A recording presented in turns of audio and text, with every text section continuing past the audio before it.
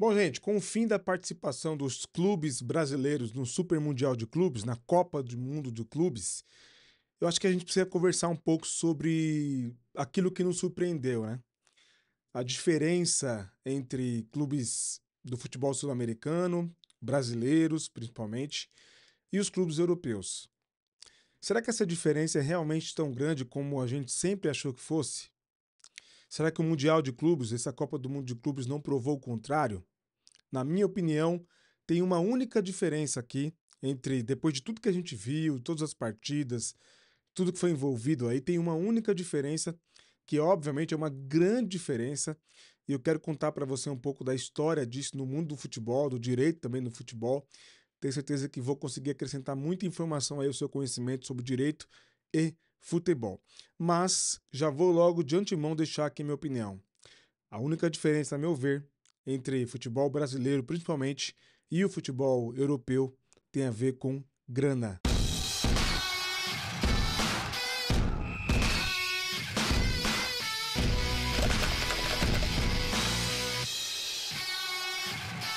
Joga direito! Fala galera, são todos muito bem-vindos, muito bem-vindas ao Joga Direito.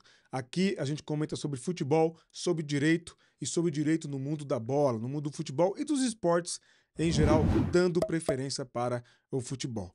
Deixa o like nesse vídeo, assim a gente alcança mais pessoas se você puder. Se inscreva no canal e ative as notificações aí para acompanhar o nosso trabalho. Estamos aqui para acrescentar conhecimento jurídico ao seu conhecimento, principalmente quanto ao mundo do futebol. Vocês já ouviram falar sobre a Lei Bosman? Lei Bosman. Já ouviram falar? Sabia que é por conta dessa lei e por conta de tudo que envolve essa lei que hoje nós temos essa discrepância, essa disparidade financeira entre o futebol brasileiro, o futebol sul-americano e o futebol europeu? Jean-Marc Bosman, um jogador belga lá dos anos 90, era um jogador mediano, de um time, de um clube bem, mas bem das prateleiras mais baixas do futebol europeu, do futebol belga. Um clube pequeno do futebol belga. Ocorre que em 1990 o contrato do Bosman se encerrou. Chegou ao final com o RFC Liege. Acho que é assim que pronuncia aí o nome do clube. No entanto, aquela época, no início dos anos 90 ali, nós não tínhamos ainda todo o poder do passe nas mãos dos jogadores. Os clubes é que detinham esse poder. Os clubes é que diziam, grande parte, que davam as cartas em grande parte nas negociações de futebol, de jogadores de futebol. E aí o Bosman queria se transferir do RFC Liege, da Bélgica, para o Dunkerque, um time da França, pequeno time da França. No entanto, embora o contrato entre o jogador e o clube belga já tivesse sido encerrado, tivesse acabado, o que você pensa? Bom, acabou o contrato e está livre para negociar com qualquer outro clube, certo? Isso vale para hoje. A época não era assim. Mesmo após o término do contrato, o clube de futebol com quem ele detinha o contrato, agora encerrado, tinha o direito de exigir uma multa de qualquer outro clube que quisesse contratar esse jogador, que teoricamente estava desvinculado de qualquer outro clube desse clube porque o contrato acabou. Então, o RFC Liege cobrou uma multa, cobrou um valor ali para liberar o Bosman para o clube francês. E infelizmente o clube francês, diante dessa exigência, não conseguiu, não continuou com interesse na contratação do Bosman. O Bosman perdeu a oportunidade e continuou no clube belga. Na verdade, não é nem continuou, né? Porque o contrato acabou. E aí coube ao Bosman judicializar a questão. Na justiça, o Bosman alegou que essa tratativa do mundo da bola estava impedindo a livre circulação dos trabalhadores pelo continente europeu, o que seria ilegal. E aí, depois de cinco anos, em 1995, o Bosman já estava em outro clube que tinham conseguido contratá-lo, pagado a multa lá ao Liege. Aí veio a sentença, a decisão final, autorizando o Bosman a se desvincular. E desde então, a partir dessa sentença judicial, que autorizou o Bosman a se desvincular do Liège sem necessariamente ter que pagar uma multa, ou o clube que quis contratá-lo ter de pagar uma multa, considerando e tendo em vista o encerramento do contrato, a partir dessa decisão judicial, o mundo do futebol mudou drasticamente. Por quê? Porque o primeiro impacto que essa decisão trouxe foi criar uma legislação, foi incentivar a criação de uma legislação que acabou com o bloqueio, com a restrição de circulação de jogadores de futebol europeus entre os clubes europeus. E isso levou a consequência de, recentemente, a gente ver vários clubes de futebol sendo campeões, inclusive, de campeonatos importantes, sem nenhum jogador do país daquele clube. Então hoje a gente vê vários clubes, né, do futebol aí europeu com vários estrangeiros. Mais do que isso, essa decisão do Bosman também criou um dispositivo que a gente conhece muito aqui no Brasil, que é a autorização para um jogador de futebol que está há 6 meses de encerrar o seu contrato com o clube atual, de assinar um pré-contrato com outro clube. Aliás, essa decisão que trouxe solução para o caso do Bosman e que criou essa nova legislação do futebol europeu também impactou o futebol sul-americano, principalmente o futebol brasileiro, quando da criação da Lei Pelé. A Lei Pelé que colocou nas mãos dos jogadores os seus direitos de imagem.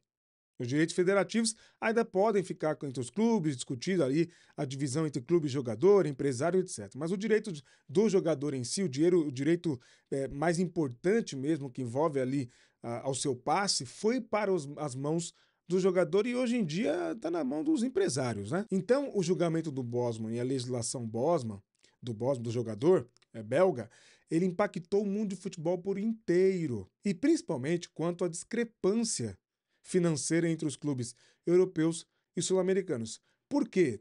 Porque nós não temos ilimitada possibilidade de contratação de jogadores, por exemplo, de clubes brasileiros, de jogadores sul-americanos. O futebol brasileiro, inclusive, recentemente teve uma ampliação da possibilidade ali de ter jogadores estrangeiros, né, no time, envolvendo titulares e bancos de reserva, mas o time ampliou-se, né, recentemente aí a quantidade de jogadores estrangeiros, mas independentemente disso, ainda temos uma restrição, o que não ocorre no futebol europeu.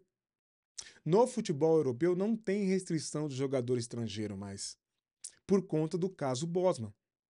Em várias outras ligas, em vários outros campeonatos espalhados mundo afora, nós temos restrição de jogador estrangeiro, nós temos restrição de jogadores, de times, né, para que tenham jogadores ali, um número mínimo de jogadores formados na base daquele clube. Mas no futebol europeu nós não temos mais esse tipo de restrição, essas restrições. E aí, diante disso, nós temos, obviamente, a influência do poder econômico desses clubes. Por que isso? Por que o futebol europeu se fortaleceu? Porque aumentou a quantidade da famosa transferência sem custo, que é a possibilidade dos clubes poderem agregarem jogadores aos seus elencos sem terem de necessariamente pagarem valores altos para comprarem esses jogadores de outros clubes. Sem contar que só a restrição de jogadores estrangeiros já pesa e, naturalmente, forma uma disparidade entre países, ligas que têm restrição de jogadores estrangeiros e os clubes europeus que não têm essa restrição. Consequentemente, nós temos a concentração de grandes jogadores nos clubes europeus e a inflação dos salários e bônus que foram redirecionados para os jogadores.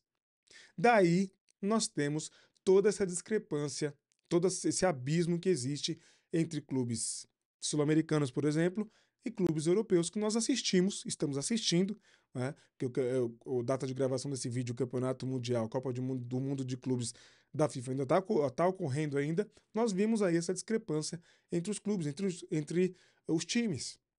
Que, repito, volto a dizer, a meu ver, essa é a minha opinião, até gostaria de ouvir a sua opinião, deixa nos comentários, nós assistimos e pudemos constatar que existe uma discrepância, uma diferença financeira. Isso é gritante. O Real Madrid O Real Madrid tem uma valorização, uma estimativa de custo do elenco do Real Madrid de 8,7 bilhões. 8,7 bilhões de reais. A estimativa é, por exemplo, que o Palmeiras, o time do Palmeiras, tem uma valorização de 1,2, 1,3 bilhão de reais. Então, é uma grande diferença, um grande abismo que existe entre os clubes, de ordem financeira, porque, a meu ver, nós não temos grande diferença de ordem tática e técnica. Aliás, eu tenho a impressão que os clubes europeus, nessa fase de mata-mata, depois da fase classificatória, fase de grupos, trabalharam com erro zero, né? Porque qualquer erro e eram eliminados. Aconteceu isso com a Inter de Milão e essa compreensão, essa necessidade de erro zero também aconteceu na fase de grupos. Nós vimos aí PSG sendo vencido pelo Botafogo, vimos o Chelsea sendo vencido pelo Flamengo, o Palmeiras empatando, mas poderia ter ganhado tranquilamente do Porto com diferença de mais de 2 gols do Porto. Então nós temos uma discrepância que é indiscutivelmente clara, que é a diferença financeira, de poder financeiro e poderio financeiro, mas de técnica e tática não tem tanta diferença assim. Aliás, é quase que nenhuma diferença entre os clubes do futebol, por exemplo, brasileiro e o futebol europeu. Não é à toa que quando agora, o novo, né, porque agora mudou de nome, do fim do ano, quando tem embate entre o campeão da Libertadores e o campeão da Champions League, dá tanto trabalho, o futebol sul-americano, por exemplo, dá tanto trabalho para o futebol europeu, né? A ponto de levar para prorrogação, como aconteceu com o Flamengo contra o Liverpool, o Palmeiras contra o Chelsea. E por um detalhe, por uma questão ali, o europeu vencer. É por detalhes, não tem uma grande discrepância como a gente poderia imaginar de uma goleada, de um atropelo. Não é isso que a gente está vendo e, sinceramente, não é isso que a gente vai ver mais. Então, quando a gente for se indignar com a diferença de valores entre os elencos, vamos lembrar aí do Bosman, do jogador aí belga, que causou uma grande revolução no futebol e, por causa de um processo judicial, conseguiu reverter uma situação e mudar drasticamente o mundo do futebol quanto a contratações de jogadores. Mas aí, quero saber sua opinião. Você concorda comigo ou você acha que não? Não é só financeira a diferença.